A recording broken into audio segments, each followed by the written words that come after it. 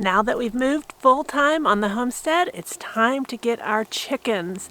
And I can hardly wait because we are going to get our first American Bresse chickens.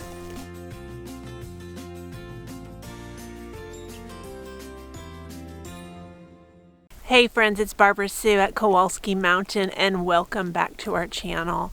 So an opportunity arose to get some adult American Bresse chickens. There is a local farm here in Shelbyville, Kentucky called Hogs Heaven Farm, and they are a chicken breeding farm where they breed and raise lots of different purebred chickens. And the American Bresse chickens that came up, they have what she called leakage, where they have white and silver feathers leaking through, so they're not true blacks. I wanted to get black American Bresse chickens. For one, American Bresse chickens are a all-purpose bird. I know you're stealing the show. American Bresse chickens are an all-purpose chicken that we want to raise to have our own meat chickens. And of course they lay eggs as well. But they are a self-sustainable type of meat chicken that we can raise here at the homestead, where we can hatch our own chicks and raise our own meat chickens. Now this opportunity to get a trio of these black American Bresse chickens came up, and I went ahead and jumped at the opportunity. So today, Philip and I spent a little bit of time. For now, we have moved this dog kennel up here to the top of the hill, and we're going to set up a winter coop area.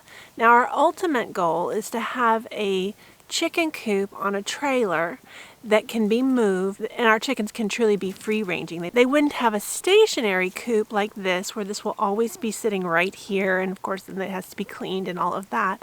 The eventual goal is to have a mobile chicken coop that will be secure from predators, that we can move around the farm and just rotate the chickens that way. And that's the goal, but since we just moved here to the homestead, everything takes time, and we don't have a trailer to make that build come true. So for now, we're going to have a stationary chicken coop, and we will use the electric wire to create an area where they can free range. So tomorrow, you're going to come with me to Shelbyville, Kentucky to get our 3 American Bresse chickens.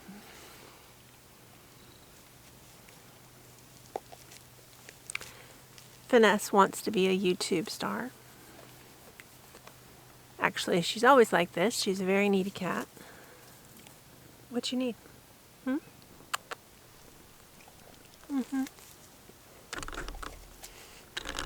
All right, so let's go to Shelbyville and let's get those chickens. Hello, little chickens.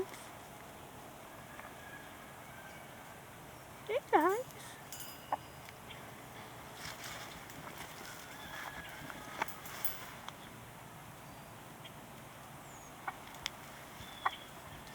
Hey, buddy.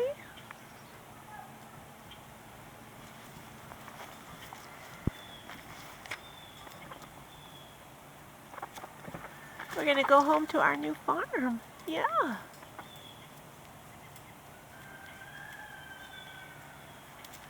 Yeah. Nice. Hey, buddy. Hey. Pretty barn. I love that. Because I certainly wanted to make an event of us going to Shelbyville and meeting the chickens and really talking to the farmers at Hogs Heaven Farm.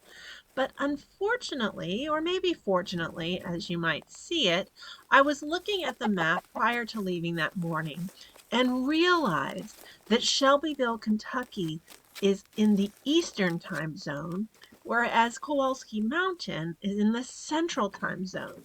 And while I had planned to get up and enjoy a leisurely breakfast before I left, I was late. So I leaped out of bed, got dressed as quickly as possible, and headed out the door. And I'm sad to say I couldn't make a theatrical production of meeting our American Bresse chickens for the very first time. Thankfully, I caught them before they had to leave. They had just 5 minutes until they were going to head out the door. So I got my chickens and I headed out. And I sincerely apologize to the farmers at Hog Heaven's Farm for my tardiness. Now, after some discussion, Philip and I talked about our different options to secure our chickens. Now, we can hear the coyotes every night howling close to the farm, and they can be quite intimidating.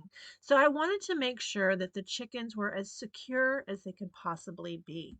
We discussed some options on how we might be able to fortify the dog kennel that the chickens will be living in this winter. And we determined for a couple of reasons that that was much too big of an area. From my years of camping in colder climates, I know that a small tent is a much warmer tent than a large tent. And that would apply to my chicken coop as well. If we were to enclose half of the dog kennel as we were intending, that's a large space to have to warm. Whereas a smaller roosting section is a much warmer space for our chickens. So Philip and I set to building a small roosting box that we can insulate and secure the chickens in where they will be safe at night. Now Philip likes to repurpose and reuse as much as he possibly can, so we were constantly looking at ways we could do this using the supplies we had on hand. Our small roosting box is just perfect for our 3 chickens. It'll be insulated on the sides and the roof, and the bottom is built with a hardware cloth. Now, during winter, I covered the hardware cloth with a feed sack and filled it with sawdust, which is working perfect to keep the chicken coop nice and clean. Now, sawdust is abundant here at Kowalski Mountain from the sawmill, and it's turned out to be the perfect bedding. It's easy to clean using a kitty litter scoop to scoop out the bottom and keep the roosting box nice and clean every day. Now, the small area contains the body heat of those 3 little chickens much better than a large space, and therefore keeping them more comfortable during the cold winter days in Kentucky. Eric, Jess, and the boys came to celebrate Thanksgiving with us, and Eric was able to help Philip with the chicken coop. But unfortunately, they weren't real good at managing the camera, so this is all the footage I got. Now, these American Bresse chickens are much more timid than the chickens that we're used to keeping. We've been keeping Buff Orpingtons for years, and they're a very family-friendly chicken. And these chickens tend to hide all of the time. So I shut the door so they couldn't go back in so you can see them. Now they're actually doing quite well and settling in nicely. Now this kennel is not completely done, but during Thanksgiving week was deer hunting season, and so there is a lot of venison that needs to be processed. So that is taking a higher precedent right now than the chicken coop. Now for now we just have a netting over the top, and eventually it will have a more fortified roof. We're not as concerned about that because this will keep the aerial predators at bay, which is more of a worry during the day. Now down on the end down here we have a piece of metal, and that's there to actually cover the feed so it won't get wet. And that seems to be working pretty well to keep the feed dry. Now that white there is actually like a billboard material. It's made out of a plastic, and that is there for a windbreak. And I did it all the way to the top because I saw that a lot of wind was going straight into the coop, and I wanted to cover that up.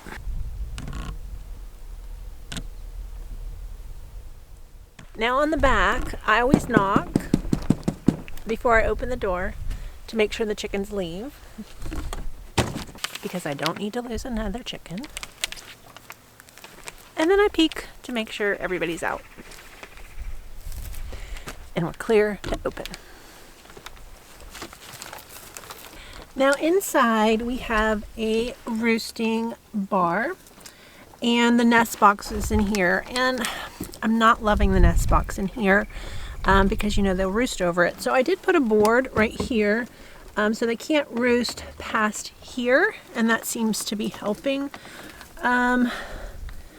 I would really rather the nest box be out in the main part of the coop, but she's been laying her eggs up here, and so we're just letting her do what she needs to.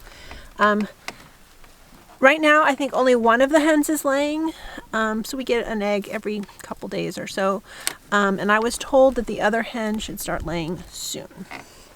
Now this is the bottom, and you can see I covered it with the feed sack, and then I filled it with the sawdust, and the sawdust is awesome. Cleans easily with the kitty litter scoop, so I'm loving that.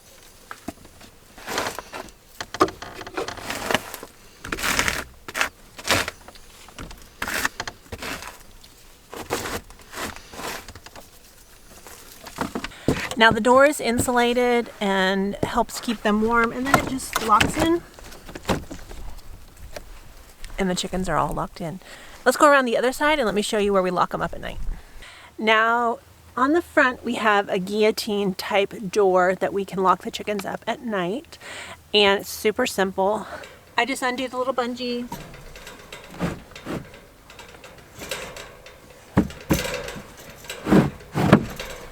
slide down the door, and then I have another bungee on the bottom that I lock them in.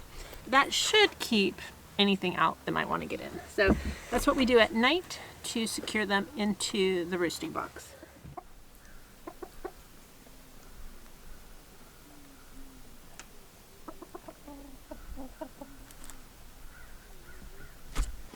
Now I have decided to name my rooster. I'm not going to name all the hens because it'll be too hard to keep track of them, even though these two hens are pretty unique. But I would like you to meet Chanticleer, the rooster. And if you know the story about Rockadoodle, Chanticleer believed that the sun wouldn't come up until he crowed every morning to call it. On our very first day that the chickens woke up here on Kowalski Mountain, I could hear Chanticleer out here crowing at 4:30 in the morning. So the name Chanticleer seems very fitting. Now my plan come springtime is, my hope is that both these hens are laying, and I'm going to gather eggs and grow our flock by using their eggs in the incubator and hatching out more American Bresse chickens. Now even chicks go for about $15 a bird. I know a trio is kind of a small flock to start with, but my goal is it will greatly increase the size of our flock come springtime. I can hardly wait to see all the fluffy little chicks in the incubator, and of course I will bring you along. Come on.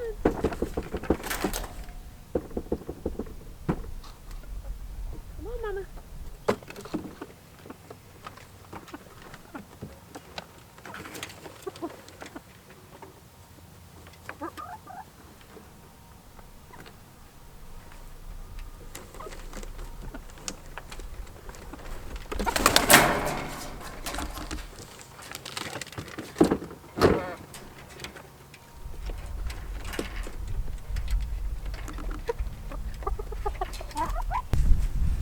Well, as always, we appreciate you watching, especially to the very end. Thank you so much for watching. If you haven't hit that subscribe button yet, hit that button. We'd love you to be a part of the Kowalski Mountain family. We'll see you next time.